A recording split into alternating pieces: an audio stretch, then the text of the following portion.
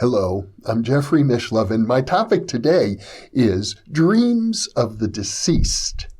Now, some of you will remember InPresence number 7 about my great Uncle Harry, and in that segment, I described a very powerful dream I had shortly after the death of my great Uncle Harry, and that dream really changed my life. That was back in 1972. Well, subsequently, I have learned that a number of relatives on that particular branch of the family have had similar dreams. In fact, recently I heard from my second cousin, who was Uncle Harry's granddaughter, and she asked me for help. She said, I'm having lots of dreams of deceased people. I used to have them when I was much younger, and I prayed to God that they should stop because they were disturbing me. But more recently, I asked God to open up that ability again for me, and now I'm being flooded with dreams of deceased people, and she reached out to me and said, can you help me? Can you provide some books or some background so I can begin to understand this phenomena more? And I searched the internet and discovered, oh yes, there's an awful lot of information on various blogs and websites about what are known as visitation dreams. But I didn't find much in the parapsychological literature, so I reached out to some of my colleagues in the parapsychology community to see, could I learn a little bit more about this? And as a result, I've found a fascinating study that was published last year in the Journal of the Society for Psychical Research. This is the organization that was founded in 1882 in England and has been conducting scientific studies into the paranormal ever since. Now, this particular study was done by Annakatrin Puhle and Adrian Parker, and who are both European researchers. And what they did is they got together a group of people who were interested in having lucid dreams. A lucid dream, you probably all know, is a dream in which you're aware of the fact that you're dreaming. You have a certain degree of consciousness, and there are many different kinds of lucid dreams, but the idea is you're awake enough to know that you're dreaming, at least. So they found 90 individuals who were interested in exploring this. And I might mention parenthetically, well, more than parenthetically, Stephen LaBerge, whom I've interviewed in the past, is a pioneer in the field of lucid dreaming, and he developed some methods to help people who would like to establish that ability to have regular lucid dreams. And so part of the protocol of this research study, called an exploratory study of lucid dreaming of deceased persons, was that they would go through this protocol. And the protocol is quite simple. It involves remembering your dreams. You wake up in the morning, you remember your dream, and you relive it. You go through it again and again so that in your mind you have a clear image. And of course, now you're awake. So it's as if you're awake in your dream by reliving it over and over and over again. You do that, and then you also ask, I guess you might say, ask your subconscious mind to produce more lucid dreams for you. And I can tell you this, I've also been in touch with another viewer who has established herself as a regular lucid dreamer. She says she has 3 lucid dreams a week on average, and she learned this ability by following this methodology, augmented by keeping a careful dream journal and meditation. So that's the procedure for inducing lucid dreams. Now, in the study by Puhle and Parker, they started out with 90 individuals who were interested in exploring lucid dreams and reporting back to them.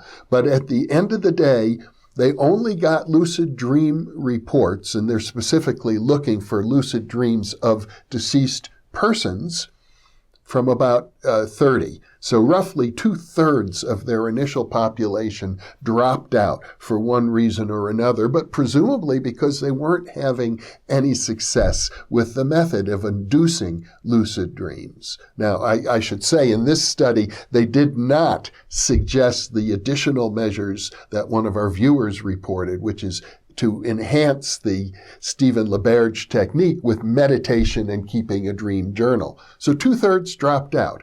Of the remaining people, they reported a total of 80 lucid dreams involving deceased people.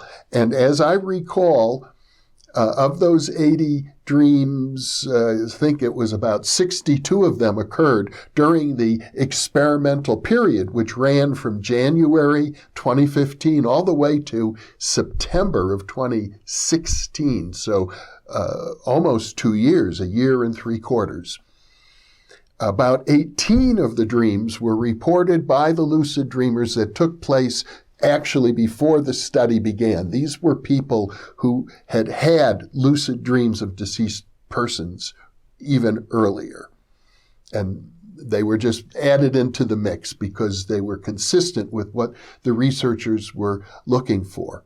Now, I should say one other thing. Of the 28 individuals who reported lucid dreams, most of them reported only 1 or 2. However, there were 9 individuals, 1/10 of the original sample of 90, 9 individuals who reported a total of 56 lucid dreams of deceased persons. So the bulk, that's more than half, well over half, close to 3/4 of the 80 reported dreams came from 9 individuals who were skilled lucid dreamers. And so one of their findings is, I guess you could say, is that the more skilled you are, more practiced you are, the more adept you are at having lucid dreams, the more likely you're going to have lucid dreams of deceased persons. Now, let's talk about those dreams. It seems as if in most cases, the person appeared spontaneously in like 70%. They just popped up, there they are in the dream. And they tended to be a relative. They tended to be somebody who the dreamer had a previous relationship with, a good relationship.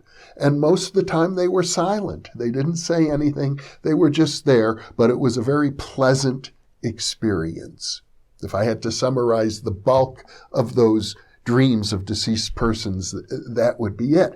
But in a few instances, there were conversations, and sometimes the conversations were very meaningful. Now, this study was not designed to provide proof of the afterlife, but in several instances, the communications were detailed and seemed to be evidential. For example, in one case, the deceased person was a former minister, and he asked the dreamer to contact his wife and tell her that if you have that big picture of me, please understand that's not me.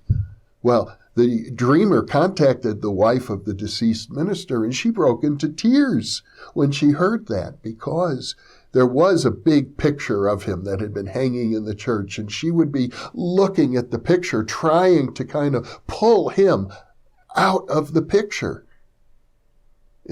I suppose you say psychologically. And he wanted to let her know that's not him. He's not in the picture. It's not going to work that way. And there were some other reported lucid dreams where the deceased person was providing financial advice, in fact, detailed, specific financial advice that turned out to be quite accurate. So one could say there's some hints of evidentiality here. Now, what is the meaning of all of this for you? I suppose it's this. Are you interested in cultivating the ability to have lucid dreams? Are you interested in using that ability to explore further the dream realm and how the dream realm may actually intersect with other realms, such as what the Tibetans call the Bardo planes, the realms, the in-between realms that people experience after death? Is that of interest to you? It's an interest of mine that I've mentioned in previous segments because it's a follow-on to what my former professor, Dr. Charles Tart, calls state-specific research, using particular altered states of consciousness to conduct research. It's also a way, I think, for those of us, especially who are in the latter phases of life, to prepare for the experience of death. So it may be that you have no interest in this, but if you do, there's some background data. I think it's particularly relevant that of the 90 people who started out in this study, only a third of them actually got to the point where they were having lucid dreams of deceased persons that they could report back to the researchers. And yet, 1/3, that's not bad. So these are things to think about. Perhaps for you, it's nothing more than interesting background information. Some of you may wish to pursue this sort of exploration further. And if that's the case, I hope you'll post something in the comments section. And thank you for listening and being with me.